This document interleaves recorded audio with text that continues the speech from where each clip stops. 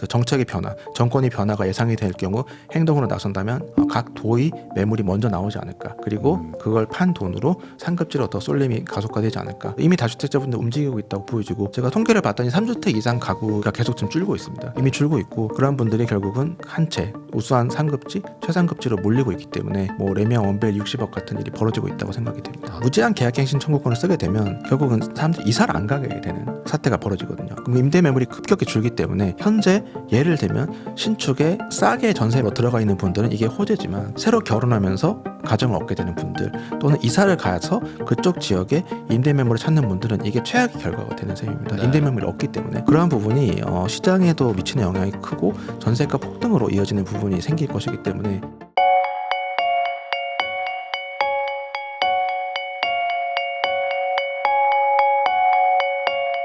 안녕하세요. 부익남TV의 부익남입니다. 오늘은 삼토시 작가님을 모시고 최근 부동산 시장 분위기부터 다가온 어떤 시장 전망, 그리고 이제 어떻게 우리가 투자를 해야 되는지 이야기를 한번 나눠보도록 하겠습니다. 작가님 안녕하세요. 안녕하세요. 삼토시입니다. 반갑습니다. 네, 그 이름을 들어보신 분들이 많으실 겁니다. 이게 그 데이터 기반의 이제 투자 또 정보도 알려주시고 뭐 타이밍 아니면 어떤 지역까지 이제 골라주시는데, 그러다 보니까 이제 시청하시는 분들 입장에서는 뭔가 좀 근거가 있는 얘기를 해주시니까 네네. 아무래도 많이 도움이 되실 것 같아요. 그래서 저도 이제 모셨는데, 안타깝게도 우리가 이렇게 데이터를 가지고 얘기를 해야 되는데 갑자기 너무 큰 변수가 생겨버려서 네, 엄청난 일이 벌어졌죠. 이 부동산 시장이 지금 앞으로 어떻게 될지 한 치 앞도 알 수 없는 상황이 막 이렇게 펼쳐지다 보니까 안 물어볼 수가 없을 것 같습니다. 네. 우선은 지금 뭐 저희가 뭐 정치 채널은 아니니까 뭐 네. 이런 뭐 정치적인 얘기가 아니라 이래나 저래나 뭐 대선을 이제 할 수밖에 없는 상황이 된 거고, 예. 그렇게 됐을 때 만약에 뭐 야당에서 이제 정권을 잡게 되는 경우에 국회와 행정부 둘 다가 이제 야당 쪽, 지금의 야당 쪽이 이제 잡게 되잖아요. 네. 이렇게 되면은 부동산 어떤 정책이나 이런 것들 결과가 어떻게 예상이 되십니까? 사실 이제 과거 약 24년간 그 데이터를 보면 그 민주당 정권 때, 그러니까 김대중 정부, 노무현 정부, 문재인 정부 때와 그리고 이명박 정부, 박근혜 정부 때 이렇게 비교를 해보면 하위 20% 아파트 대비 상위 20% 아파트 매매가 배율이 그 민주당 정권 때는 많이 오르고 그리고 보수 정권 때는 좀 안정화가 되거나 내렸던 네. 일이 있었습니다. 그러니까 이게 사실은 5번의 정권이 있을 동안 이제 민주당 정권 때는 좀 더 상위 아파트가 하위값보다 더 오르는 상황이 벌어졌다는 것은 우연일치가 아닌 것 같고요. 결국은 그 새 정권을 관통하는 정책적인 메시지는 그 다주택자 규제 강화였다고 볼 수 있거든요. 그러면 다주택자 규제를 강화했는데 그 일이 왜 벌어졌냐면, 결국 다주택자들이 그러한 정책에 대응을 하면서 보유 채수를 줄이면서 좀 더 똘똘한 한 채 또는 좀 상급지로 이 쏠림 현상이 좀 더 가속화된 게 지난 민주당 정권 때 일어났던 일이라고 보여집니다. 그래서 사실은 이번에 예를 들면 탄핵이 가결이 되고 조기 대선으로 민주당이 다시 정권을 잡을 경우 말씀하셨던 것처럼 그 국회 의석수도 압도적인 그 비중을 차지하고 있기 때문에 다주택자 규제 강화될 것이라는 걸 쉽사리 예상할 수 있는 부분이고, 그렇게 된다면 다시 한번 다주택자들이 거기에 대응해서 똘똘한 한 채로 더 쏠리지 않을까, 이렇게 해서 양극화가 더 심해지지 않을까 하는 예상을 좀 해볼 수 있을 것 같습니다. 근데 이런 것도 있잖아요. 이제 기본적으로 뭐 다주택자들이 뭐 많다고 생각하시는 분들도 있겠지만, 실제 시장의 참여자의 대부분은 또 1주택자이신 분들도 네. 많고, 그리고 이제 무주택이신 분들은 뭐 한 절반 정도 계시는데, 이러다 보니까 어쨌든 시장의 뭐 큰 대세적인 흐름이랄까요? 이런 것들은 1주택자나 무주택자들이 어떻게 움직이느냐도 좀 중요할 것 같기도 한데, 이분들한테도 영향이 좀 갈까요? 사실은 시장을 하락 전환시킬 만한 매물은 1주택자가 아니라 다주택자로부터 나온다고 보여지기 때문에, 다주택자분들이 이제 매물을 쏟아낼 경우는 이제 아무래도 하락의 가능성이 높아지는 부분은 사실이나, 다주택자분들이 갖고 있는 물량이 사실은 이제 보유 채수가 많은 분들일수록 서울이나 주요 광역시도 있겠지만 그 각 도에 많이 갖고 있는 것이 데이터로 확인이 되거든요. 근데 그분들이 결국은 매물을 쏟아낸다라고 했을 때는 상급지로 일컬어지는 서울과 광역시보단 각 도의 매물이 많아질 것이 예상이 되기 때문에, 그러한 무주택자 1주택자분들이 보셨을 때도 진입 기회를 노린다면 상급지로 가는 부분은 좀 서두르실 필요가 있지 않나, 이렇게 생각이 됩니다. 그러니까 아무래도 다주택자가 이제 서울에 뭐 여러 채를 가지고 있기보다는 네. 뭐 서울이나 경기도에 뭐 한 채 있으시면서 이제 남은 돈 가지고 이제 지방에 이렇게 막 투자하시고 뭐 이런 분들도 있었을 텐데, 예, 맞습니다. 그런 물건이 오히려 더 나올 수가 있다. 네. 특히 주택 임대사업자분들이 갖고 계시는 보유주택 수가 이제 각 서울과 광역시보다 도가 월등히 많았거든요. 결국은 그러한 다주택자들이 경향성을 보여준다고 보여지는데, 그런 분들이 이제 이러한 그 정책의 변화, 정권의 변화가 예상이 될 경우 행동으로 나선다면 각 도의 매물이 먼저 나오지 않을까. 그리고 그걸 판 돈으로 상급지로 더 쏠림이 가속화되지 않을까. 그러면은 이제 여기서 뭐 당연히 이제 앞으로 어떻게 될지는 뭐 누구도 모르지만 이런 상황에서 지금 현재는 지방의 어떤 뭐 매수세라든지 매수 심리가 이렇게 좋지는 않은 상태인데 네. 그러면 뭐 다주택자가 정리를 한다고 하면 뭐 상당히 싼 가격에 뭐 이렇게 말 그대로 급급매로 던지지 않으면 쉬운 분위기가 아닐 곳들이 많잖아요. 네, 맞습니다. 그러면 그렇게까지 해서라도 정리를 하려고 할까요? 아니면 좀 이렇게 버티려고 할까요? 어떻게 보세요? 일단은 좀 추이를 좀 더 보지 않을까 싶은 생각이 들고요. 뭐 정치적인 민감한 부분일 수 있겠지만 뭐 민주당 이재명 대표의 그 사법 리스크까지 감안해서 과연 이 탄핵 정국이 언제까지 갈지도 좀 보면서 실제 탄핵이 진행이 되고 정권이 바뀔 가능성이 농후화되면 좀 급급매도 지방일수록 좀 나오지 않을까 이런 생각도 좀 해봅니다. 아, 이게 저희가 뭐 정치 채널은 아니지만 이게 어느 순간 부동산과 이 정치가 너무 이제 밀접해진 지가 오래돼가지고 예. 이게 하다 보니까 이제 뭐 어떻게 이런 채널에서 탄핵 얘기도 하고 있는데 참 이게 안타깝긴 합니다만 어쨌든 이게 또 재테크 또 우리 또 자산의 또 중요한 부분이다 보니까 말을 안 할 수가 없을 것 같고요. 그러면은 그 지방에 만약에 이제 급매나 뭐 급급매 이런 것들이 좀 나올 가능성이 좀 높아진다고 하면 지금 지방에 가지고 계신 분들도 그거 없이도 사실 불안해 하시는 게 있잖아요. 뭐 인구 감소라든지 뭐 이런 예, 것들 맞습니다. 때문에 지금도 뭐 팔아야 되나 생각하고 계시는데 이분들 입장은 지금 어떻게 봐야 되나요? 사실은 뭐 인구 감소가 우리나라도 시작이 됐고 인구 감소 및 고령화를 먼저 겪고 있는 일본의 사례를 보더라도 그 각 핵심지로의 쏠림 현상이 굉장히 가속화되고 있거든요. 사실은 그 몇 달 전에 KB증권에서 2000년 일본 부동산이 2024년 우리에게 알려주는 것이라는 보고서를 좀 내서 화제가 됐었는데 그 내용을 보면 사실은 이제 인구 감소가 되고 그렇게 되면 이제 인구는 감소되면서 부양해야 될 대상들이 많아지면 세금 지출의 효율성이 높아져야 되는데 흩어져 살게 되면은 세금 지출의 효율성이 떨어지기 때문에 그렇죠. 모여 살아라라는 이제 핵심지를 개발해서 모여 살려고 하는 컴팩트 시티 구상을 2000년에 이제 발표를 하게 되거든요. 그런 측면이 결국 우리나라도 일어날 상황이라고 보여지고 그 말인즉슨 인구 감소가 점차 가속화되면 전국적인 균형 개발을 포기할 수밖에 없는 상황이 언젠가 올 겁니다. 그렇게 됐을 때는 사실은 상급지로 이동하거나 미리 좀 이동하는 것은 사실은 이제는 점점 절박한 문제가 되지 않을까 이렇게 예상이 되고 있습니다. 그러니까 이게 그런 말씀이신 거죠. 그러니까 인구 밀도가 이제 너무 낮아지면은 뭐 예를 들어 뭐 전선이 끊어져도 네. 고치는데 이제 너무 이제 단가가 상대적으로 너무 비싸지는 거죠. 예, 사람들이 별로 안 몇명 사는데. 살게 해주려고 이거를 까느니 네, 차라리 맞습니다. 이주하세요. 네. 근데 이제 또 이주 안 하고 버티시면 저희 전기 끊을 수밖에 없어요. 뭐 이런 얘기들이 이제 극단적으로 가면 나올 수밖에 없다는 맞습니다. 거잖아요. 결국은 세금을 내는 계층은 점점 줄어들고 네. 그 부양해야 될 대상은 점점 늘어나면 그 세수는 줄고 지출 대상은 많아지기 때문에 지출의 효율성을 따지려면 결국 모여 살게 할 수밖에 없거든요. 결국은 균형 개발이 좀 어려운 국면으로 점차 가지 않을까. 그러면 뭐 지방의 광역시나 이런 것들도 이제 도심지를 좀 개발을 하는 식으로 해가지고 밀도를 좀 높이고 이제 네. 뭐 일부 뭐 어떤 혜택을 드리면서 이제 이주책을 좀 발표하는 뭐 이런 것들이 이제 우리도 조만간 나타날 수도 있겠다 이렇게 볼 수 있네요. 인구 감소가 지금은 당장 피부에 와닿지 않지만 네. 이것이 점차 가속화되면 그런 상황이 꼭 올 거라고 생각이 됩니다. 그러면은 그런 분들 입장에서는 어찌됐든 간에 지금 확실히 인구 감소가 이런 게 가장 늦을 것 같은 이제 서울 뭐 이런 핵심 지역 이런 데다가 투자하고 싶다는 생각을 계속 하시는데 이게 뭐 큰 틀에서는 좀 맞는 전략이라고 보십니까? 사실은 시장의 흐름을 굉장히 빠르게 캐치하고 이미 움직이고 있다고 생각이 되거든요. 하위 20% 대비 상위 20% 아파트의 매매가 배열이 2017년에 약 5배였는데 지금은 맞아요. 약 11배 정도 네. 굉장히 빠르게 차이가 벌어지고 있는 건 사실 이런 흐름이 좀 어느 정도 선반영된 측면이 있다고 보여집니다.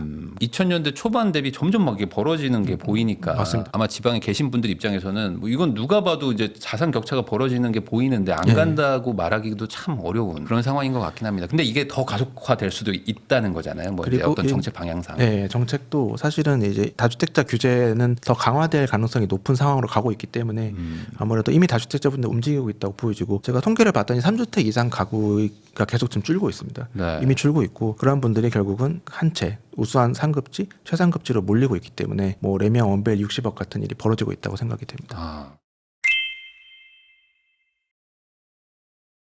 근데 이제 아마 시청하시는 분들 입장에서는 야 지금도 그렇게 비싼데 네. 이게 더 올라갈 여력이 있냐 이런 걱정을 하시는 분들도 분명히 있을 거란 말이죠. 네. 근데 여기서 이제 똘똘한 한 채도 뭐 무한정 올라갈 수는 없을 거라고도 생각이 드는데 어떻게 네. 보세요? 사실은 그 똘똘한 한 채로 가야 된다, 뭐 또는 상급지로 가야 된다고 생각하는 이유 중에 하나는 상급지가 말씀하신 것처럼 뭐 무한정 이렇게 오른다기보다는 하급지와 상급지 차이가 계속 확대될 것이라는 결국은 상급지로 갈 타이밍을 점점 놓치게 된다는 그러한 이러한 문제 때문이라고 생각되거든요. 그렇기 때문에 지금 제가 아까 방금 반법 로미안 원밸리 60억 얘기했지만 60억이 뭐 80억, 90억, 100억이 금방 간다는 얘기는 아니지만 하급지, 중급지에 머물렀다가는 상급지로 입성 기회는 점점 닫혀진다는 이야기를 좀 하고 싶습니다.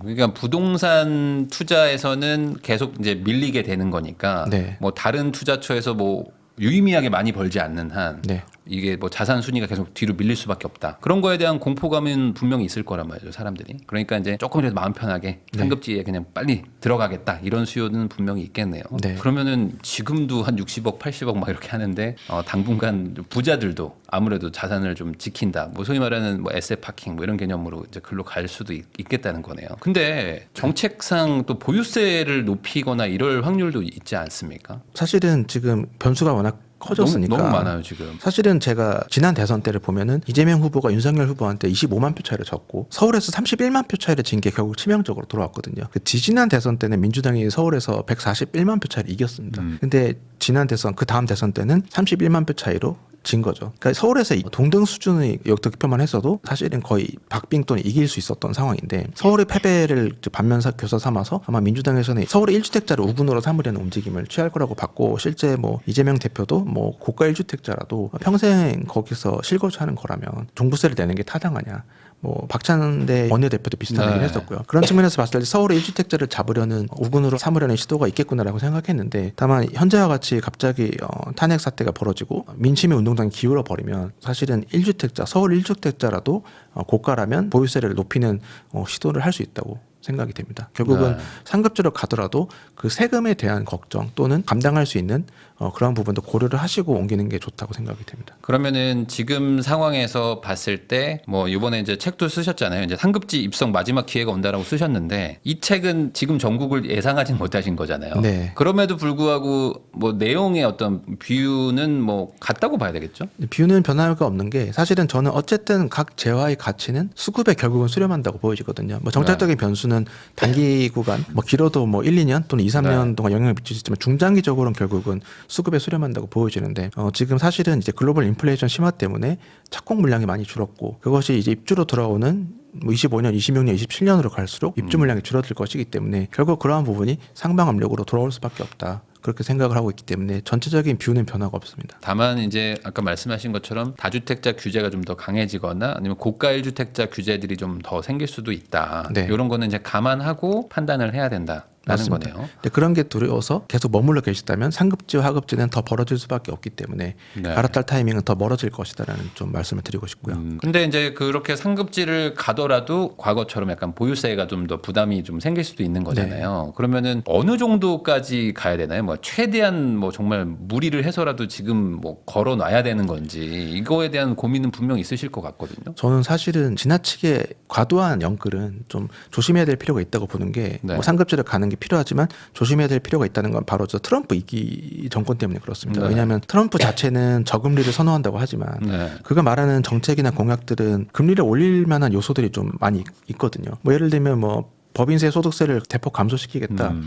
그런데 세수가 줄어든다는 얘기인데 그러면 이제 국채를 많이 발행해야 될 것이고 국채를 많이 발행하게 되면 뭐 다시 국채 금리가 올라가게 되고 시중 금리도 올라가게 되는 연쇄 작용이 발생할 수 있고 또 하나는 이제 관세를 대폭 올리겠다. 그러면 미국의 물가가 올라갈 수밖에 없는데 미국 물가를 올리게 되면은 결국은 인플레이션이 심화되면서 또 금리 인상 요소가 되고 그러한 부분들이 실제로 발현이 된다면 우리나라에도 미치는 영향이 있을 수 있기 때문에 즉 금리가 올라갈 수도 있다는 생각을 좀 어느 정도 하시고 그러한 부분을 고려해서 자금을 좀 대출을 집행해야 되지 않을까. 그러면 내가 받을 수 있는 최대치에서 조금은 한 3분의 2 정도만 네, 받는다든지 버퍼가 필요하지 않을까. 뭐 집값의 뭐 한 절반 이하 정도만 받는다. 뭐 이런 좀 기준이 있을까요? 뭐 예를 들어. 뭐 아무래도 금리가 지금보다는 예를 들면 뭐 과거 21년 수준의 금리 급등은 없겠지만 지금 금리보다는 어느 정도 약간은 높아질 가능성을 고려하고 대출을 받으실 필요가 있지 않나. 그걸 감당할 수 있는지. 그러면 스트레스 DSR이 어차피 적용이 되는 부분들도 있으니까 그러면 그냥 그걸로 받으면 될까요? 그냥 은행에서 해주는 만큼 받으면 된다. 뭐 이렇게 봐야 되나요? 아니면 뭐 그거보다도 조금 조금 더 보수적으로 봐야 될까요? 그거보다는 어떻게 보세요?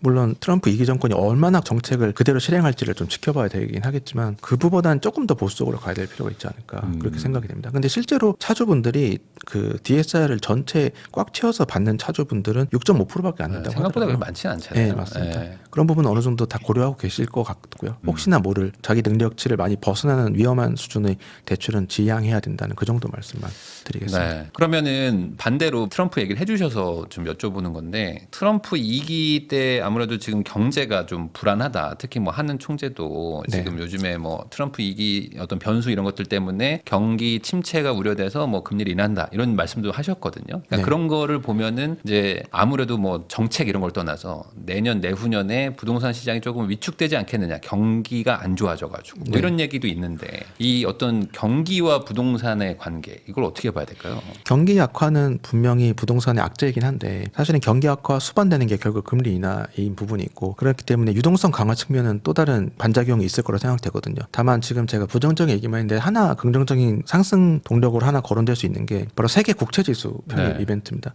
세계 국채지수 편입이 이제 2025년 11월부터 진행이 되는데 그렇게 되면 이제 수십조 원에 이르는 외국인 자금이 국내 국채를 매수하게 되거든요. 네. 그렇게 되면 국채가 매수를 하게 되면 아무래도 국채 금리가 다 인하를 하게 되고 그걸 기반으로 한 뭐 국고채 금리나 뭐 주택담보대출 금리도 인하를 할 수 있는데 그 효과가 기관에서 판단하기로는 0.2에서 0.6% 정도의 인하 효과가 있다. 네. 그런 얘기를 하고 있어서 그런 부분이 뭐 트럼프 요소가 지금 잠깐 배제되어 있긴 하지만 그런 금리 인하 요소가 있기 때문에 그 마침 26년에는 공급 감소가 본격적으로 이루어지기 때문에 금리 시중금리 인하와 공급 감소가 만나는 구역이 26년이거든요.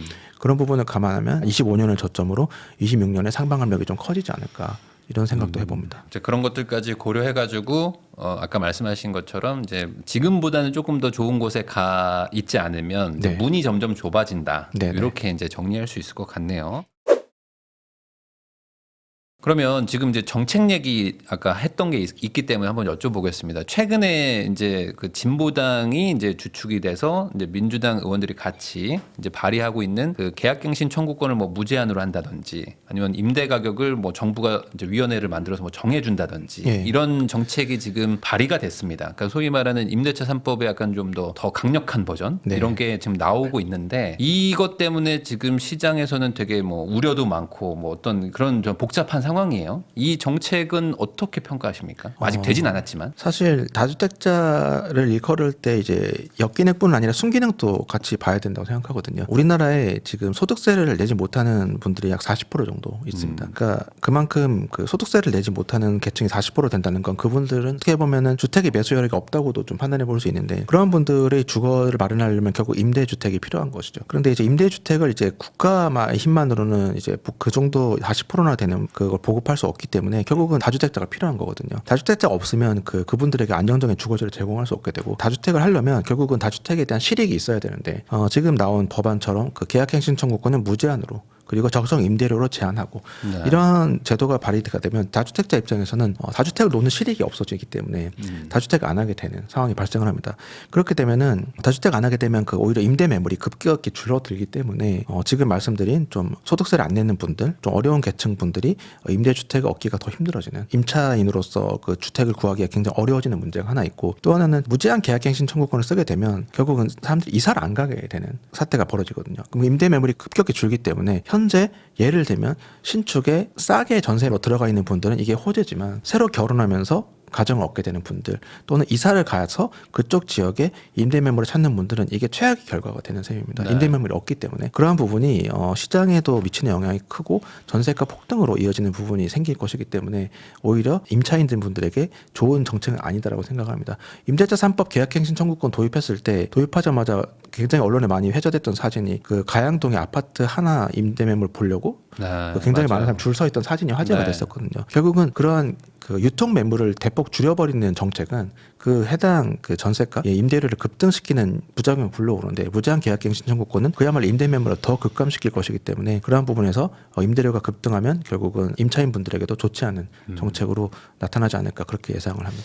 제일 문제가 그 학군지가 제일 문제예요. 학군지들은 애는 나이를 먹으니까 네. 무조건 그 지역에 가야 되는데 지금 가려는데 임대 물건이 없어지면 못 옮기게 되는 그냥 거죠. 웃돈 주고라도 들어갈 수밖에 없는 거잖아요. 애가 네. 거기서 거기서 학교를 다녀야 되고 학원을 가야 되니까. 그 계약갱신 청구권을 무제한으로 쓰는 나라 중에 하나가 독일인데 독일은 그렇게 임대 매물이 적기 때문에 임대 매물이 하나 나오면 그 면적을 본다고 하더라고요. 네. 그만큼 까다로운 뭐 예를 들면 10대, 20대, 100대 1까지 경쟁률이 치솟아서 그만큼 임대 매물을 구하기 힘들어지는 그런 네. 부작용이 발생하는 게 독일에서 지금 발생하고 있는 상황입니다. 근데 그러면 이런 정책이 뭐 지금 발의만 된 상태긴 하지만 이게 만약에 통과가 될 수도 있잖아요. 그러면 모든 지역이 다 그렇게 되는 건 아닐 테고 아무래도 상위 지역이라고 해야 될까요? 좀 사람들이 살고 싶은 지역들 입장에서는 기존에 있는 분들은 안 나가려고 할 것이고 새로 들어오는 분들은 이제 집이 없으니까 뭐 그럼 네. 전세가 먼저 튀겠네요. 전세로 튀고 그 법안의 내용 중에 또 그 적정 임대료 부분이 좀 맹점인데 그 부분이 얼추 보면 매매가의 약 70% 정도로 전세가를 제한한다는 내용이 네. 있거든요. 그걸 보면은 사실은 서울은 전세가가 오히려 50%대로 낮고 네. 지방으로 갈수록 전세가가 높거든요. 결국은 전세가를 매매가 70%로 제한하면 서울은 아무 상관이 없게 되고요. 오히려 지방으로 갈수록 그 영향을 받게 되기 때문에 또 지방 부동산과 서울이 벌어지는 그런 요소가 발생해 버리는 맹점이 있습니다. 사실 전세가율이 지금 70% 넘는 데들이 뭐 많지는 않은데 네. 이제 다만 거기는 이제 대출과 전세를 합쳐서 70%라고 뭐 한 게 있지만 네, 뭐 맞습니다. 그 정도 이상을 쓰는 데들은 거의 없긴 하잖아요. 그렇죠. 저는 오히려 그걸 그렇게 생각했어요. 이제 매매가를 어느 정도 좀 통제를 해서 네. 거기서 이제 70%로 이제 해서 약간의 좀 낮추려고 하는 게 아닌가. 그러니까 과거에 이렇게 전세가 튀는 거를 분명히 봤기 때문에 네네. 뭔가 좀 거래가 안 되는 상황에서 뭐 KB든 뭐든 어쨌든 뭐 공시지가든 뭐든 뭐 이렇게 가격을 정해놓고 거기서 그냥 인위적으로 70% 하는 게 아닌가. 뭐 이런 네. 식으로도 봤거든요. 그러니까 이게 참 애매하긴 하죠. 이게 두 개가 네, 다 변수인데. 맞습니다. 예. 예. 어쨌든 인위적인 가격 조정은 결국은 공급의 문제를 일으킬 수밖에 없다고 생각되거든요. 그런 쪽에서 그냥 문제가 있는 법안이 아닐까 네. 생각을 합니다. 그러면 이렇게 되면은 매수자들 입장에서 뭐 아니면 뭐 임차를 얻으려고 하는 입장에서는 저는 집을 비워둘 분들도 분명히 있을 거라고 보거든요. 맞습니다. 그런 여력이 있는 분들이 분명 계시거든요. 네. 그렇기 때문에 오히려 그런 부분까지도 감안하면 더 임대 매물이 줄어드는 그런 부작용이 있을 것 같습니다. 왜냐면 이제 임차인이 있는 경우에 이제 매각이 워낙 또 어려웠잖아요. 그 계약갱신 청구권 이런 것 때문에. 그렇죠. 근데 만약에 시세보다 한 절반 가격에 살고 있는 분이 있다면 절대 안 나가려고 하실 거 아니에요. 네. 좋은 지역에 되게 싸게 있는 거니까. 그러면 그거를 어떻게 이게 처리가 되는 건지 참 거래가 안 될 텐데 쉽지 않을 텐데. 결국은 임대인도 무리한 방식을 좀 동원할 수 있는 여지가 생겨버리는 거고 이래나 저래나 좀 시장의 부작용이 큰 부분이 있지 않나 싶습니다. 물론 이제 실거주를 한다고 하면은 이제 집을 이제 비워줘야 되는 상황이기는 한데 이제 그러다 보면 아마 저는 추측하기로는 좋은 동네로 우선 실거주하러 들어가자 이러면서 매물이 이제 더 없어지는 게 생길 것 같아서 이게 만약에 되면 정말 시장에 엄청난 혼란이 올 것 같은데. 네, 저는 사실 그 법안이 정말 통과할까는 좀 반신반의하고 있습니다. 네. 워낙 반시장적인 법안이기 때문에 아무래도 진보당 의원이 주축이 돼 발의한 법안이고 민주당 내에서도 과연 이 법안을 통과시키는 데 있어서 좀 부담감이 있지 않을까 저는 개인적으로는 그렇게 생각하고 있습니다. 하긴 뭐 이거는 이제 발의만 했기 때문에 아직 뭐 바뀔 여지도 많고 뭐 네. 수정 사항들도 분명히 있을 테니까 지금은 요 정도만 얘기하면 될 것 같습니다. 네, 그럼 이제 정책 얘기 말고 좀 다른 얘기도 한번 여쭤보고 싶은데 우선은 지금 뭐 이거랑 상관없이 뭐 우리가 이제 한 2, 3주 전으로 돌아갔다고 치면은 가장 그 시장에 영향을 많이 줄 거라고 생각했던 게 어쨌든 지금 금리 인하가 막 되고 있다 보니까 금리 인하 가지고 얘기가 좀 하고 있었단 말이죠. 네네. 지금 한국이 금리를 2번 연속으로 내렸는데 이 네. 금리 인하는 시장에 어떤 영향을 준다고 보세요? 아무래도 금리 인하도 중요하지만 저는 또 하나 보는 게 이제 가상금리를 보고 있거든요. 지금 사실 기준금리 인하했을 때도 주택담보대출 금리가 오히려 올라버리면서 시장에도 이제 조정장을 초래한 부분이 있는데 주택담보대출 금리에서 예금금리를 뺀 걸 가상금리로 전 계산을 하고 있는데요. 네. 가상금리가 사실은 올해 상반기 역대 최저 수준이었거든요. 근데 이제 그것이 어느 정도 대출 대환 플랫폼 영향도 있다고 보여지는데 지금 이번에도 아무래도 지금 대출 규제가 강화되다 보니까 은행들도 이제 가상금리를 다시 올리면서 정상화하면서 기준금리 인하에도 불구하고 주택담보대출 금리가 올랐기 때문에 결국은 이 부분은 예전과 다르게 지금은 약간은 정부의 의도대로 시장을 흘러가는 토양이 좀 조성되어 있지 않나. 과거에는 규제를 해도 집값이 크게 상관없이 올랐다면 지금은 이제 규제의 유무에 따라서 좀 시장이 많이 흔들릴 정도로 집값이 좀 많이 오른 측면도 사실 있다고 보여집니다. 그러니까 집값이 어느 정도 올라 버렸기 때문에 여기서 대출의 영향력이 더 커지는 거죠. 맞습니다. 이제 내 원금보다도 이제 대출을 좀 받게 되니까. 네. 그러면 말씀하신 것처럼 가상금리의 개념이 사실 연초가 너무 낮았던 거지. 원래 네. 그냥 평균 정도치로 이제 돌아온 정도 아닙니까? 아직 평균도 아직 사실은 도달 안 했거든요. 2023년에 보면은 가상금리가 1%를 넘었었습니다. 근데 네. 지금 가상금리를 보면은 7월에 0.09%로 거의 가상금리 금리가 없었고 9월에 0.34%, 10월에 0.68%로 올라갔거든요. 0.68%는 7월에 비하면 엄청 오른 거지만 그래도 2023년에 비하면 아직도 낮은 수준이긴 합니다. 그러면 이게 기준금리 인하됐지만 사실상 가상금리가 정상화가 되면서 이제는 그냥 비슷비슷한 정도. 금리를 다시 이렇게 뭐 경기 큰 악화가 있지 않은 한 시중금리를 가상금리를 다시 크게 낮추지는 좀 어렵지 않을까. 그러면 이제 24년은 거의 이제 끝나가는 지금 연말이기 때문에 25년도도 봐야 되는데 25년도에도 금리 인하가 계속 예고는 되고 있거든요. 물론 이제 뭐 트럼프라든지 뭐 아직 어떻게 변수가 바뀔지 모르지만 그래서 뭐 시장에서 예측하기로는 뭐 지금보다 뭐 0.25에서 뭐 많게는 뭐 0.75도 내려간다 뭐 이런 얘기들이 막 나오고 있는데 그 정도까지 내려가게 되면은 시장 금리도 어쩔 수 없이 내려갈 수밖에 없지 않나요? 사실 말씀하신 0.25%까지는 가상금리가 또 어떻게 될지 모르지만 말씀한 0.5% 이상 내려간다면 시장금리도 내려갈 수밖에 없다고 생각을 합니다. 그렇게 되면은 내년 뭐 이맘때쯤이라고 보면 네. 지금보다는 금리가 그래도 좀 더 내려가 있을 확률은 좀 있다고 봐야 될까요? 예, 높다고 생각되고 아까 말씀드린 그 세계 국채지수 편입도 네. 2025년 11월이기 때문에 그러한 부분도 영향을 미쳐서 내년 이맘쯤은 지금보다는 금리가 내려가 있지 않을까 예상이 됩니다. 그러면 이런 것도 좀 궁금해하실 것 같은데 지금 연말에 막 그 대출 규제를 했다가 또 연초에는 또 막 풀고 이런 것들이 있잖아요. 네, 네. 그러다 보니까 내년 초에도 대출 규제가 풀린다 이런 얘기하는 분들도 있고 아니다 이번에 정부가 뭐 연초까지 계속 이렇게 잡겠다라고 또 발표를 한 게 있으니까 그게 또 영향을 줄 것이다 뭐 이런 얘기도 있는데 뭐 개인적으로 어떻게 보세요? 사실은 작년에도 그렇고 올해도 그렇고 대출이 이제 정책 대출이 풀리니까 그 부분이 시장의 유동성을 공급해서 시장이 오르고 그러다가 이제 다시 뭐 가을쯤 돼서 다시 규제를 가하니까 다시 조정을 겪고 그런 게 반복이 되는 모양새인데 올해 그게 대출이 연초에 풀리긴 하는데 막상 시장이 오르는 거 보면 2분기 이후에 올랐던 거거든요. 네. 그렇다면 이제 대출을 실행을 하고 실제로 집행하거나 또는 이제 그 약간 시장의 흐름을 좀 지켜보는 그런 모양새가 있는데 내년은 좀 저는 다르다고 생각하는 게 이미 둔촌 올림픽 파크 포레온 입주를 시작했고 그다음에 내년 상반기에 좀 서울에 대단지들 입주를 많이 하거든요. 네.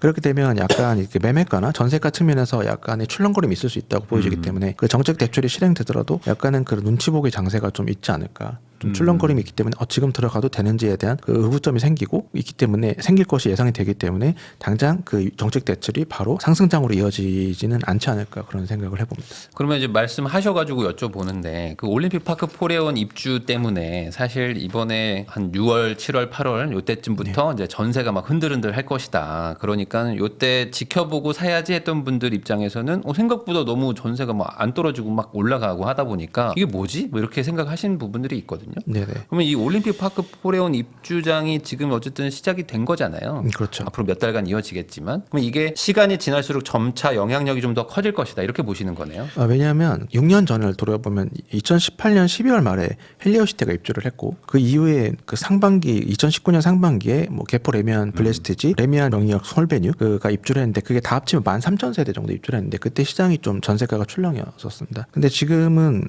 그때 전세가율이 심지어 59%였고 근데 지금은 전세가율이 54%거든요. 그때보다 매매가를 지탱하는 전세가 힘이 조금 약한 거죠. 그런 상황에서 둔촌 올림픽 파크 포레온이 이제 12,000세대 입주를 시작했고 그 이후에 내년 상반기 2025년 상반기에 뭐 장위, 뭐 휘경, 반포 네. 등에서 잇따라 좀 입주를 하는데 그게 약 11,000세대 정도 됩니다. 그러면 헬리오시티와 아까 두 단지가 13,000세대였는데 올림픽 파크 포레온과 그 반년 후까지 세대 다 합쳐 23,000세대로 약 2배 가까이 되거든요. 그럼 시장이 아무래도 전세가 측면에서도 출렁거리는 상황이 오지 않을 수가 없고 그러한 부분이 매매가에도 좀 영향을 미치지 않을까 그렇게 생각을 하고 있습니다. 그 말은 지금 내년 뭐 1, 2, 3월 뭐 이 정도 막 4, 5월 요때가 약간 조금 주춤할 수 있는 시기다라고 네. 보시는 거네요. 그렇게 보고 있습니다. 그렇기 때문에 정책 대출도 내년 초에 풀리지만 그러한 출렁거림을 봤을 때는 바로 시장에 진입하기에는 좀 어려운 부분이 있지 않나 그렇게 생각을 합니다. 아무래도 이제 전세가 이제 빈집이 막 신축이 늘어나니까 그쪽으로 이제 수요가 좀 쏠리면서 다른 곳들도 영향을 좀 받을 것이다. 그럼 그 이후에는 공급이 뭐 많지는 않잖아요. 어떻게 보십니까? 여기서 눈여겨봐야 될 게 저는 수도권 입주 물량이 감소하고 있다는 측면 같거든요. 네. 서울은 지금 말씀드린 것처럼 그 2024년 말부터 25년 상반기까지 일시적인 과공급 구간인데 그 기간 동안 수도권 입주 물량은 줄고 있습니다. 근데 제가 과거 한 10년 이상의 데이터를 보면 특이하게도 서울의 전세가는 서울의 입주 물량보다 수도권 입주 물량과 강한 음의 상관관계가 있거든요. 수도권 입주 물량이 줄면 서울의 전세가가 많이 오르고 수도권 입주 물량이 늘어나면 서울의 전세가가 떨어지는 그런 상황이 발생을 하고 있는데 그 수도권 입주 물량이 감소한다. 서울의 입주 물량은 많은데 수도권 입주 물량은 감소한다는 것은 서울이 출렁거림이 있을지언정 그 서울을 지탱해주는 하방 경직성은 강화되고 있는 거거든요. 네. 그렇기 때문에 서울의 과공급 구간이 끝나면 전세가가 위로 튀어오를 그러한 잠재력, 포텐셜을 지금 서서히 강화시키고 있는 게 내년 상반기가 아닌가 그렇게 생각이 됩니다. 그러면 지금 뭐 정책부터 뭐 금리 뭐 여러 가지를 다 따져 보면 네. 내년 상반기 정도가 사실상 어떤 저점 구간에 있을 가능성이 높은 거네요. 그렇죠. 서울 기준으로. 그리고 아까 말씀드린 그 25년 하반기가 올해 하반기보다 금리가 낮을 것이 예상이 되고 네. 26년부터는 본격적인 입주 물량 감소가 예상된다면 공급 감소와 금리 인하가 만난다. 그렇게 되면 그 재화의 가치가 아무래도 우상향으로 갈 가능성이 높아지는 국면이 이르면 25년 하반기부터 늦어도 26년부터가 아닐까 그렇게 생각을 해봅니다. 그러면은 요것도 한번 여쭤보겠습니다. PIR 지수 이런 얘기들을 많이 하시잖아요. 그러면서 이제 소득 대비 집값이 지금 상당히 비싸다. 네. 그렇기 때문에 뭐 더 사줄 사람이 없다 이런 댓글들은 뭐 많이 달리거든요. 네. 근데 가격이 올라간다는 건 누군가 뭐 지금 가격보다 더 비싸게 산다는 개념일 텐데 어디서 그런 사람들이 계속 나오는 거냐 이런 거에 대한 의문이 있어요. 네. 이 부분에 대해서는 어떻게 생각합니까? 절대적인 가격이 소득 대비 좀 높다. 이게 뭐 어떤 뭐 유의미한 통계라고 봐야 되는 건지. 저는 사실은 그 소득 대비 집값을 나타내는 말씀하신 PIR보다는 그 소득 대비 주택담보대출 원리금 상환 비중을 보는 주택구입부담지수를 네. 눈여겨보고 있고요. 주택구입부담지수를 보면은 2024년 2분기까지만 지금 데이터가 나와 있는데 서울의 중위소득 가구가 서울의 중간가격 아파트를 구입할 때 소득이 38%를 원리금 상환으로 내는 수준이거든요. 네. 38%가 어느 정도 높이냐면 과거 전 고점이 2008년 2분기에 41%였고 그 최신 고점은 2022년 3분기에 소득의 54%를 원리금 상환에 네. 쓰는 비중이었거든요. 현재는 38%입니다. 그때에 비하면 낮은데 또 하나 눈여겨봐야 될 건 2008년에 전세자금 대출이 없었거든요. 근데 이제 지금은 전세자금 대출이 있고 22년 기준으로 162조 원의 전세자금 대출 잔액이 남아 있습니다. 그만큼의 전세자금 대출이 그만큼의 유동성이 시장에 들어온 거거든요. 2008년에 비해서 매매가도 그 전세가가 올라간 부분에 더해서 매매가의 수준도 올라갔다라고 봤을 때 2008년에 소득의 41%를 원리금 상환에 넣었지만 지금 38%라는 건 2008년에 비해서 좀 기준이 올라간 부분이 있기 때문에 그렇게 아직도 상방 위로 열린 부분이 있다고 저는 판단하고 있습니다. 그러면은 여기서 이제 아마 궁금하신 부분이 이런 걸 것 같아요. 그러면은 약간 서울은 좀 뭔가 좀 상승세가 좀 느껴지는 게 있는데 네. 이럴 때 그러면은 뭐 예를 들어 뭐 수도권의 절반 이상 사시니까 그러면 뭐 경기도에 집을 살려고 고민하셨던 분들 입장에서는 같은 돈으로 서울의 뭐 구축을 뭐 선택해야 되는 상황이 올 수도 있단 말이죠. 네. 그러면 뭔가 서울에 조금 더 포커싱을 맞춰야 되는 건지 아니면 뭐 좀 요즘에 또 신축 선호 현상이 있으니까 뭐 신축을 조금 더 좀 봐야 되는 건지 이런 것들은 좀 궁금할 것 같습니다. 저는 서울을 굳이 택할 필요가 없다고 주장할 수 있는 이유가 하나 있는데 사실 시장의 변화가 또 하나 있는 게 서울의 그 중위 아파트, 중간 가격대 아파트와 경기도의 상위 20% 아파트를 좀 비교를 해봤어요. 서울 중위 아파트와 경기도의 상위 20% 아파트를 좀 비교를 해보면 2017년부터 21년까지는 서울 중위 아파트가 경기도 상위 20% 아파트보다 매매가가 앞섰거든요. 근데 그게 조금씩 좁혀지더니 22년 말부터는 경기 상위 20% 아파트와 서울 중위 아파트가 만났습니다. 매매가가. 네. 만나고 그 다음부터는 이제 차이를 벌리더니 경기 상위 20% 아파트가 서울 중위 아파트를 지금 앞서 나가고 차이를 벌리고 있거든요. 여러 가지 뭐 부동산 관련 카페를 보면은 경기도의 뭐 아파트 단지의 가격대를 보고 거래를 보고 아니 저 가격에 왜 저기를 사 서울을 사지 이런 네. 의견들이 예전보다 점점 늘어가고 있는 것이 이미 확인이 되고 있습니다. 결국 그 부분은 저는 인프라의 확충이 영향을 미쳤다고 보여지는데 가령 뭐 동탄역 롯데캐슬이 그 지하 주차장으로 그 동탄역 SRT GTX 동탄역과 네. 동탄 롯데백화점이랑 지하 주차장이 이어져 있거든요. 사실 그분들은 코엑스에 예를 들면 약속이 있다. 나중에 이제 2028년에 GTX가 삼성역에 개통이 되면 코엑스에 약속이 생기는데 막 태풍이 들이닥친다. 근데 그분들은 지하 주차장 통해서 우산 그냥 필요 없이 네. 그냥 GTX 타고 삼성역 갔다가 거기서 코엑스에서 놀고 다시 GTX 타고 돌아오면 우산 태풍 와도 비 하나 안 맞고 코엑스 왔다 갔다 할 수 있는 거거든요. 근데 그것도 빠른 시간 안에. 네. 그러한 그 교통망의 확충이 그 경기도와 서울의 그 특히 그 인프라가 좀 집중되어 있는 경기도의 핵심지가 이제는 서울 중위 아파트를 앞서 나가는 모습을 보여주면 꼭 그 같은 금액이라도 서울을 택하라고 말하기보다는 경기도 핵심지를 선택하는 것도 나쁘지 않은 선택이라고 생각합니다. 사실 서울에 살아도 아까 말씀하신 뭐 강남이나 뭐 여의도 이렇게 접근성이 네. 뭐 웬만한 경기도 이제 핵심 지역들 대비 이렇게 더 빠르다고 보기도 어려워요. 맞습니다. 이제 지하철 타고 왔다 갔다 하기가. 과천의 프로지오 서밋도 지하 주차장에서 과천역이 이어져 있거든요. 네. 그 말인즉슨 지하 주차장 내려가서 4호선 바로 탈 수 있다는 얘기 되기 때문에 말씀하신 것처럼 서울 웬만한 곳에도 더 빨리 갈 수 있는 그러한 장점이 있기 때문에 결국은 서울 생활권으로 편입되는 그래서 핵심지 또는 핵심 단지가 경기도의 핵심 단지가 서울의 중위권 앞설 수 있는 배경이 된다고 생각합니다. 시간 차이는 크지 않은데 이제 집의 어떤 퀄리티, 뭐 이렇게 연식이나 이런 것들은 더 좋을 수 있으니까 맞죠. 경기도 그런 쪽이 부분도. 지금 좀 선호받고 있는 것이고 이 추세는 좀 당분간 계속될 것이다. 네.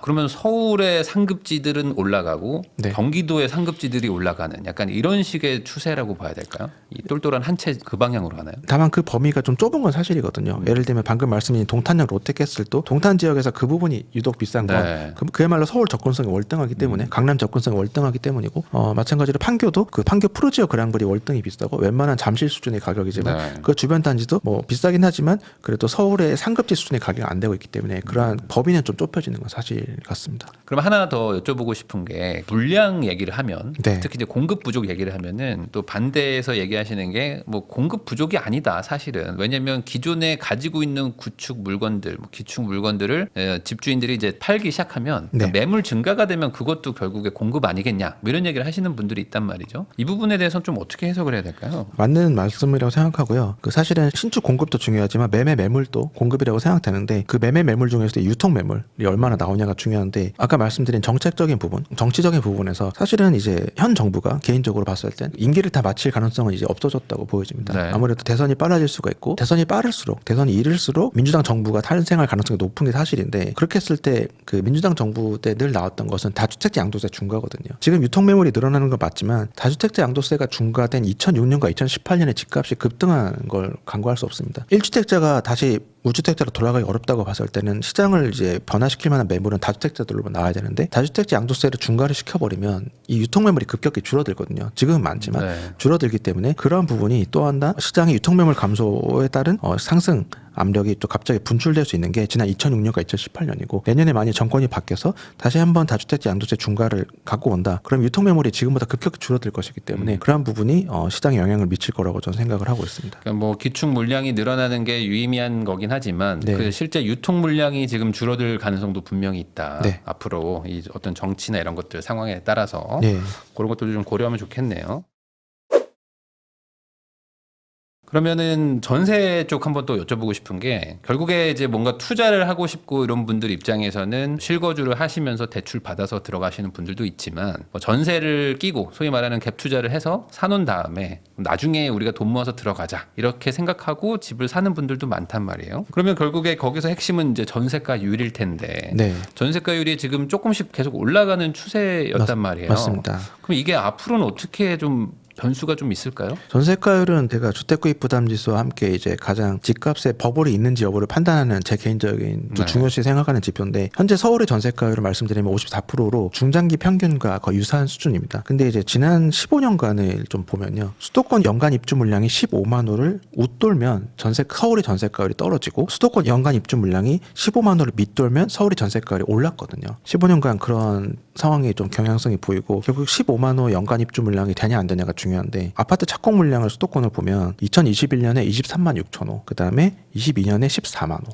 23년에 10만 2천 호였거든요. 이 말이 즉슨 각 3년 후로 대입을 해보면 25년, 26년, 27년은 입주 물량이 15만 호를 밑도는 것이 거의 확실시 됩니다. 그 말인 즉슨 25년, 26년, 27년으로 갈수록 전세가율이 오를 가능성이 높다는 얘기가 되기 때문에 그러한 부분이 매매가를 자극하는 부분이 생길 수 있다. 이렇게 생각이 듭니다. 근데 이게 전세가율이라는 거는 매매가가 그대로 있으면 전세가가 올라갈 때 전세가율이 높아지는 건데 맞습니다. 예. 매매가도 상승하는데 전세가율도 올라간다는 거는 엄청난 급등이 생길 수도 있는 거 아닙니까? 이게 어떻게 봐야 되는 거죠? 둘 다 움직일 수 있는 건데. 전세가율이 중장기 평균이 54%의 지금 상황인데 이 54%에서 더 오를 가능성이 있다는 건 이제 네. 매매가를 자극할 수 있는 부분이 있다는 게 제 생각이고 매매가가 전세가보다 사실 더 오르면 전세가율이 오히려 떨어지는 상황이 그렇죠. 발생하는데 사실은 공급 부족이 발생하면 먼저 전세가부터 움직이는 경향이 더 많기 때문에 먼저 전세가율이 상승으로 틀지 않을까 이렇게 생각을 합니다. 전세가가 오르고 매매가가 오르면서 다시 전세가율이 좀 흔들리고 네. 계속 이렇게 좀 그런 과정을 계단식으로 거치는. 왔다 갔다 네.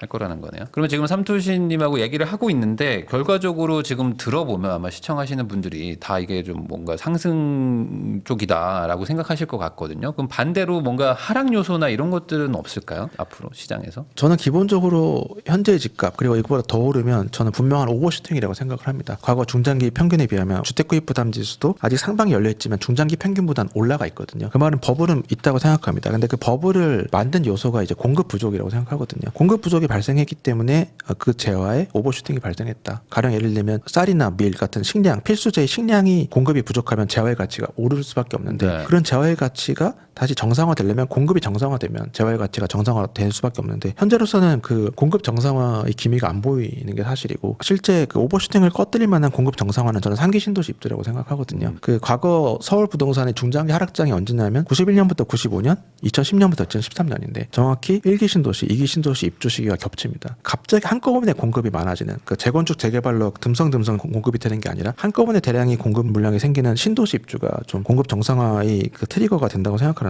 문제는 그 3기 신도시가 언제 될지 모른다는 점이거든요. 글로벌 인플레이션 심화 때문에 2024년 상반기에만 12개 필지가 유찰이 되는 등 네. 필지 자체도 분양이 잘 안 되고 있습니다. 그 말인즉슨 착공이 언제 될지 모르고 그 말은 3기 신도시가 언제 입주될지 모르는 상황이기 때문에 결국은 그런 오버슈팅 기간이 좀 길어지지 않을까. 그러면은 이거를 뭐 종합하면은 26년, 7년 이때 공급이 이제 극도로 부족해지기 시작하고 네. 그리고 이제 3기 신도시는 뭐 지금 계획은 뭐 25년, 26년이었지만 그건 현실적으로 안 되는 거고. 그렇죠. 뭐 빨라도 뭐 28년, 9년 뭐 이렇게 본다면 그쯤 가서는 조금 시장이 진정이 되는 건가요? 그러니까 피크를 찍고 조금 진정이 된다고 보시는 거예요? 진정 어떻게 볼까요? 또는 뭐 중장기적으로 안정화가 되지 않을까 저는 그렇게 생각하거든요. 사실은 3기 신도시는 서울 핵심지랑 상관이 없다 뭐 이렇게 하신 분들 많지만 저는 상관이 있다고 보는 게 과거 2018년 상반기 때 서울의 전세가가 떨어진 적이 있었습니다. 네. 그게 왜 그러냐면 제가 봤더니 서울 입주 물량이 많지는 않았거든요. 근데 2015년부터 동탄 2기 신도시 입주가 굉장히 많았는데 서울과 40km 떨어져 있지만 계속 공급이 계속되다 보니까 2017년 1분기에 드디어 동탄 2기 신도시가 속한 화성시가 전세가가 하락 전환했거든요. 근데 신기하게 그 다음 분기인 2017년 2분기에 화성 바로 위에 있는 경부고속도로 타고 나면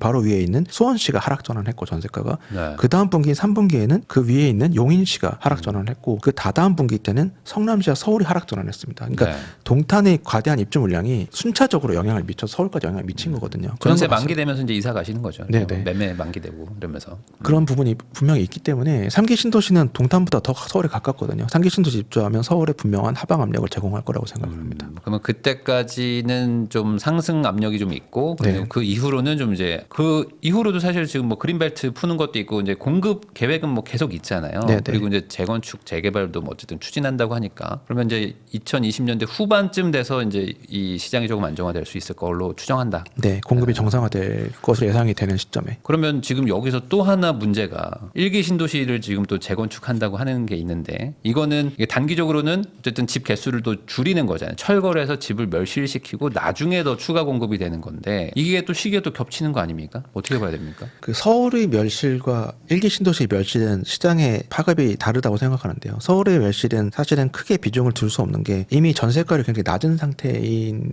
아파트들이기 때문에 멸실 단계에 있는 아파트들은 시장에 그분들이 이제 멸실을 하고 이주를 해도 크게 시장에 영향을 못 미쳤던 게 사실이었거든요. 근데 경기도는 1기 신도시는 전세가율이 높은 상태이기 때문에 이것이 멸실이 되면 시장의 주변에 대한 파급이 엄청날 거라고 생각합니다. 그래서 말씀하신 대로 3기 신도시 입주와 1기 신도시 멸실이 겹치면 사실은 3기 신도시 공급 효과는 크게 줄어들 것은 맞거든요. 다만 1기 신도시 멸실이 과연 언제 될까는 솔직히 말씀드리면 개인적으로 미지수라고 생각합니다. 왜냐하면 정부에서도 정치권에서도 이 부분을 많이 독려를 하고 정책적인 지원을 하려고 하지만 재건축 재개발이라는 것은 사실은 정말 모든 욕망의 집합체라고 저는 생각하거든요. 수많은 다양한 갈등 요소들이 있기 때문에 과연 어떤 식으로 진척이 될지는 좀 지켜볼 필요가 있을 것 같습니다. 그러면 지금 이제 전세 얘기를 하고 있으니까 이것도 한번 여쭤보겠습니다. 또 많은 분들이 요즘 또 전세 사기 뭐 이런 것 때문에 또 그리고 이제 뭐 허그가 지금 뭐 보증 사고 난 게 뭐 3조 4천억 뭐 3조 8천억 막 이런 얘기들이 막 계속 나오고 있단 말이죠. 최근에 기사도 이거 전세에서 나왔던 피해를 지금 정부가 계속 이거 메꿀 수가 없는 상황이다 뭐 이런 얘기들도 나오는데 이 전세 대출 제도하고 또 전세 보증보험 제도 뭐 이런 것들에 대해서는 어떻게 생각을 하세요?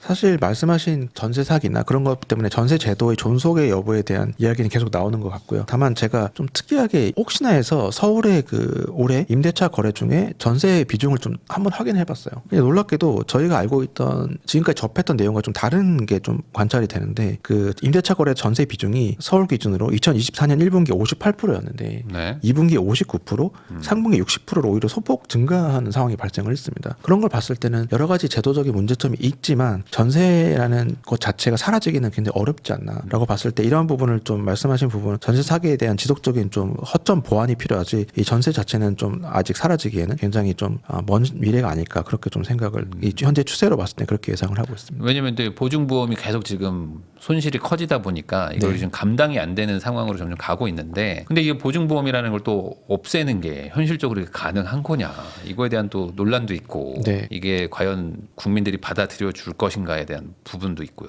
거기다 또 전세 대출은 또 전세 대출대로 하고 있으니까 이게 또 계속 이게 꺼지지 않는 불씨로 언젠가 또 불탈 텐데. 네, 그 부분은 좀 불씨는 계속 남아 있을 거라 저는 생각하는데 그 해결책은 좀 쉽지 않아요. 쉽지 않죠 이게. 예. 그러면 또 이게 전세 상승에 이게 요인이 분명히 되는 부분도 있단 말이죠. 이게. 맞습니다. 네. 그러면 이거는 없어지기는 당장은 쉽지 않을 것이다. 이거는 뭐 변수로 보기는 좀 어렵겠네요. 그러면 뭐 그렇게 잘 생각합니다. 해결해야 되겠지만, 그러면 저희가 이제 뭐 수도권, 서울 뭐 이런 얘기들 계속 하는데 혹시 이제 또 데이터를 가지고 얘기를 하시니까 뭐 지방이라든지 아니면 뭐 광역시 아니면 뭐 수도권에서도 좀 소도시, 그러니까 현실적으로 시청하시는 분들 입장에서 뭔가 좀 접근 가능한 금액대에 좀 그래도 좀 공급이나 이런 게 좀 어긋나서 투자하기 또 괜찮을 수 있는 지역이 있다라고 보시는 곳이 좀 있을까요? 저는 개인적으로는 소도시는 추천을 별로 안 드리고 있고요. 최근에 한 2번 정도 인구 한 30만 정도 되는 중소도시의 그 상가집 방문 때문에 2번 정도 간 적이 있었는데 밤에 가보니까 역에 내렸는데 역세권 주변이 눈에 띄는 게 번화가가 아니라 요양병원들이 많이 생기고 있더라고요. 결국 인구 감소의 직격탄을 조금씩 맞기 시작했다. 수도권 집중화의 그 영향을 조금씩 받고 시작하고 있기 때문에 중소도시의 경우는 제가 좀 부동산을 추천하기 어려운 부분이 점차 그런 현상이 강해질 것 같고 광역시를 봤을 때는 저는 이제 대구와 인천은 지방 광역시는 아니지만 광역시 중에서는 대구와 인천을 눈여겨보고 있습니다. 왜냐하면 두 곳에 공통점이 있는데 공통점 2018년부터 21년까지 착공이 많아서 21년부터 24년까지 입주가 많았거든요. 네. 그래서 광역시 중에 그 두 군데가 가장 많이 좀 하락을 겪은 그런 측면이 있는데 개인적으로는 가격이 많이 떨어졌다는 건 그만큼 가격 메리트가 생겨났다는 것이고 마침 두 군데가 가격이 많이 떨어졌기 때문에 향후 공급 감소폭도 두 군데가 좀 가파릅니다. 특히 대구 같은 경우는 내년까지는 입주 물량이 어느 정도 되지만 착공 물량을 봤을 때 23년에 1,000세대도 착공 안 했거든요. 인허가를 막았잖아요. 네. 뭐 못하게 했잖아요. 네. 24년 올해도 10월까지 3,000호밖에 착공을 네. 안 했기 때문에 그 말인즉슨 3년 뒤 26년, 27년 입주 물량이 거의 없다는 얘기가 됩니다. 네. 대구가 가장 많이 떨어졌는데 26년 이후는 공급 절벽이 예상되고 있기 때문에 그러한 부분에서 가장 많이 떨어진 만큼 반등폭이 좀 크지 않을까 예상을 하는 거고 인천 같은 경우도 지금 착공이 이제 작년, 재작년, 22년, 23년에 많이 줄었거든요. 네. 다만 올해는 다시 착공이 늘어났기 때문에 이게 착공 증가 추세가 계속되는지는 좀 지켜볼 필요가 있는 것 같습니다. 지금 뭐 울산도 그렇고 뭐 약간 부산, 뭐 대구 이런 데들 얘기를 들어보면 네. 그 동네에서 제일 좋은 단지들 뭐 이런 곳들은 약간 또 반등하는 기미가 또 있다. 네. 이런 얘기들이 지금 나오고 있거든요. 그거는 어떤 현상이라고 보십니까? 아무래도 고액자산 보유자나 고소득자분들에 대해서는 아직도 그러한 비중이 늘고 있는 부분이 분명히 있고 예를 들면 10억 이상 금융자산 보유자 또는 상위 10% 고소득자의 소득 그런 부분은 계속 어느 지역도 증가 추세에 있기 때문에 지방도 양극화가 일어나고 있다. 네, 특히 양극화가 제일 심한 게 지금 부산이거든요. 네. 서울호가 6대 광역시 중에 하위 20% 아파트 매매가 대비 상위 20% 아파트 매매가 비율이 가장 높은 게 부산입니다. 이유가 부산 같은 경우는 지금 그 일자리, 저는 상용 근로자를 좀 눈여겨보는데 4대 보험이 나오는 양질의 직장에 다니는 근로자를 상용 근로자라고 하는데 상용 근로자 증가폭이 전국 주요 17개 시도 중에 부산이 제일 낮거든요. 낮은 상태이기 때문에 부산의 일자리 상태가 여의치 않습니다. 그런데 또 10억 이상 금융자산 보유자나 전국 10% 고소득자의 비중은 부산이 2, 3등 하고 있거든요. 그 말은 소위 말하는 거액자산 보유자나 고소득자가 부산에 아직 많은데 반면 일자리는 늘고 있지 않고 있기 때문에 그 하급지와 상급지 차이도 부동산에서 되게 격차가 심해지는 그런 상황이 부산에서 좀 발생하고 있고 앞으로도 좀 그런 현상이 계속되지 않을까 좀 생각이 됩니다. 그러니까 뭐 부산이나 뭐 대구나 뭐 일자리가 없다고는 하지만 사실 그 동네에 살고 계셨던 뭐 과거부터 이제 쭉 네. 이제 돈을 버셨던 분들은 이제 자산가들은 또 많이 있으니까 그 사람들 대상으로 하는 어떤 주택 이런 것들은 또 상승세가 분명히 있을 것이고 이게 따로 논다는 얘기인 거죠. 맞습니다. 결국에. 또 부산과 대구가 좀 다른 게 아까 말씀드린 상용 근로자가 2020년부터 23년까지 부산이 1% 늘었거든요. 그게 네. 전국 주요 17개 시도 중에 최하인데 대구는 13%가 늘었습니다. 그래서 17개 시도 중에 7등을 했거든요. 광역시 중에 1등을 했습니다. 그러니까 대구는 거꾸로 상용 근로자, 양질의 일자리가 좀 늘고 있다는 얘기가 되기 때문에 대구 같은 경우는 그러한 양질의 일자리가 늘고 있다는 것은 하급지, 중급지에 대한 수요도 늘어날 수 있다고 보여지는 부분이 좀 부산과의 차이가 아닌가 싶습니다. 그러니까 공급이 너무 많았어가지고 지금 좀 헤매고 있긴 하지만 맞습니다. 어떤 뭐 데이터들이 대구는 지금 그래도 뭐 아주 나쁜 건 아니다. 네. 대신에 이제 부산 쪽은 워낙 또 두 도시 다 노인 비율이 뭐 높기도 하고 네. 그러다 보니까 이제 자산가들이 찾는 곳은 또 이제 다시 좀 반등의 여지도 분명히 있을 것 같은. 같은데 또 부산 뭐 전체적으로 뭐 하위에 있는 것들은 조금 어려울 수도 있다 이렇게 봐야 될까요? 네. 부산 쪽은. 일자리가 늘어나면 아무래도 그런 하급지도 탄력을 받을 수 있는데 네. 그런 부분이 좀 아쉬운 부분으로 보입니다. 인천 얘기 조금 하다가 말았는데 인천 쪽은 어쨌든 공급이 없진 않잖아요. 네, 그리고 네. 이제 뭐 검단부터 해가지고 뭐 계속 공급이 또 있기는 한데 뭐 검단 쪽은 어떻게 보세요? 왜냐면 이제 꽤 많은 분들이 서울에서 신축은 살고 싶은데 또 출퇴근까지 고려하면 남는 그 답안지가 몇 개 없거든요. 그 중에 네. 하나가 이제 검단인 것 같은데 또 네, 네. 올랐어요 좀. 그래서 이제 이 지금 단계는 어떻게 봐야 될까? 사실은 인천이 좀 광역시 중에 방금 말씀드린 10억 이상 금융자산 보유자 비중, 전국에서 차지하는 상위 10% 20% 고소득자 비중이 광역시에서 유일하게 증가하는 게 인천이거든요. 결국 인천의 인프라 또는 그런 재정적인 인프라나 또한 그런 부동산 수요 측면에서 계속 보강이 되는 부분이 있다고 보여지고요. 또 하나는 전세가율도 67%로 중장기 평균 61%보다 많이 높습니다. 그동안 많은 공급이 있었음에도 불구하고 전세가율이 중장기 평균보다 높거든요. 그 말은 인천의 부동산이 좀 상대적으로 수요 측면에서나 펀더멘탈 측면, 전세가율이라는 펀더멘탈 측면에서 아직 괜찮은 상황이라고 보여지기 때문에 그런 부분을 감안하면 22년, 23년의 착공 감소가 25년, 26년의 상방 압력으로 좀 인천에 작용할 수 있지 않나 저는 그렇게 생각을 합니다. 그러면 지금 뭐 많은 얘기를 했는데 사실 이게 이 약간 파편적으로 이제 들으실 수가 있기 때문에 이걸 조금 쉽게 이해하려면 결국에 과거의 어떤 그 시기와 좀 비슷하다 정도로 얘기를 하는 게 아무래도 좀 이해도가 높을 것 같긴 하거든요. 네. 비슷한 시기가 있을까요? 뭐 지금의 어떤 시점이? 완전히 비슷한 시기는 좀 없지만 네. 조금 비슷한 부분이 있는 거는 상승장을 치르고 이후에 공급 감소가 예정된 시기가 2009년부터 13년이랑 비슷한 것 같거든요. 네. 그러면 2009년부터 13년까지 공급 감소가 되었는데도 집값이 떨어졌으니까 2025년 이후도 집값이 떨어지겠네라고 예상할 수 있지만 2009년 13년보다 2025년 이후의 공급 감소 폭이 더 크거든요.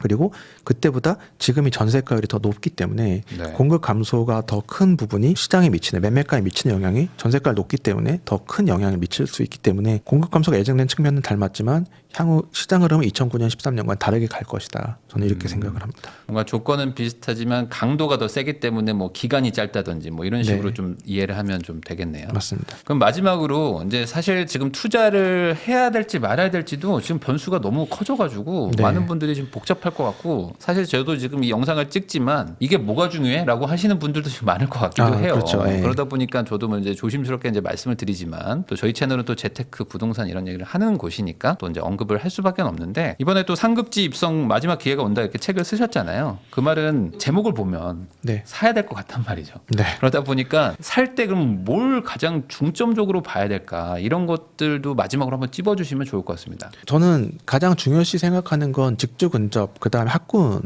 그다음이 대형 쇼핑 시설이나 백화점 이 순서거든요. 네. 신축도 중요하지만 그러한 부분을 눈여겨보는 이유는 2010년 전후에서 여학생의 대학 진학률이 남학생을 추월하기 시작했고 네. 그 4, 5년 뒤부터 20대 여성의 고용률이 20대 남성을 추월하기 시작했습니다. 그러한 부분이 추세적인 상황인데 그러한 부분이 감안하면 결혼 건수는 줄고 있지만 여학생의 학력이 올라가고 있고 20대 여성의 고용률이 올라가고 있다는 것은 결국은 결혼을 하게 되면 맞벌이 부부의 비중이 갈수록 올라갈 수밖에 없는 부분이 생기기 때문에 결국은 직주 근접이 예전에는 남자 쪽 직장만 봤다면 지금은 남자 쪽 여자 쪽 직장을 다 봐야 되기 때문에 직주 근접의 중요성이 더 올라갈 수밖에 없다. 지금보다 더 올라갈 수밖에 없다고 보여지고 학군도 저는 이제 출생아 수가 감소하면서 학군지가 소멸할 것이라는 의견이 많지만 저는 오히려 비학군지가 더 위험하다고 생각하거든요. 가정을 이루고 아이가 생기면 결국은 아이 중심으로 가정이 돌아가게 되는데 아이들이 줄어들면 비학군지부터 학교들이 폐교를 하게 되기 때문에 아이가 생기면 비학군지에서 아이를 키우기 더 꺼려지는 상황이 발생하고 결국은 더 학군지로 쏠림이 발생할 수밖에 없다고 생각됩니다. 실제로 서울에도 이미 초중고 폐교가 진행이 되고 있지만 강남과 서초의 초등학교 4분의 1은 과밀학급인 상황이고 강남 서초의 학생 비율이 올라가고 있습니다. 전체 학생 수 파이는 줄지만 그런 부분을 감안했을 때는 직주 근접과 학군을 중심으로 좀 입지를 좀 선택을 하시는 게 좋지 않나 싶고요. 인구 감소가 시작됐기 때문에 이제 돌이킬 수 없는 추세라고 생각이 되고 그렇기 때문에 그런 상급지로 이동이 점차 절실해지는 상황이기 때문에 그러한 부분을 좀 감안해서 직주 근접과 학군 위주로 좀 보실 필요가 있지 않나 그렇게 생각이 됩니다. 네, 지금까지 삼토시 작가님을 모시고 최근 부동산 시장부터 이제 다가올 이제 2025년 그리고 이제 뭐 약간 중기라고 할까요? 26년, 27년의 전망까지 봤습니다. 있습니다. 이 내용들을 잘 조합하시면은 저도 지금 뭐 몇 동네 이렇게 떠오르거든요. 사실 지금 답이 어느 정도 좀 이렇게 정해지기는 하는 것 같아요. 점점 더 이렇게 뭐랄까요, 이렇게 좁혀진다 할까요? 이런 느낌도 좀 듭니다. 그리고 앞으로 이제 변수가 많기 때문에 무리해서 하지 말아야 된다. 네. 그 부분도 이제 아까 강조를 해주셨고요. 그러니까 내가 사는 곳보다 조금 더 한두 칸 이렇게 올라간다 정도로 생각하셔야지 막 너무 막 올인해가지고 했다가는 또 큰일 날 수 있는 네, 거니까 맞습니다. 그런 것들도 고려하셔가지고 판단하시면 좋겠습니다. 네, 다시 한번 시청해 주셔서 감사하다는 말씀 드리면서 저도 작가님하고 인사 나누겠습니다. 오늘 나와 주셔서 감사합니다. 감사합니다.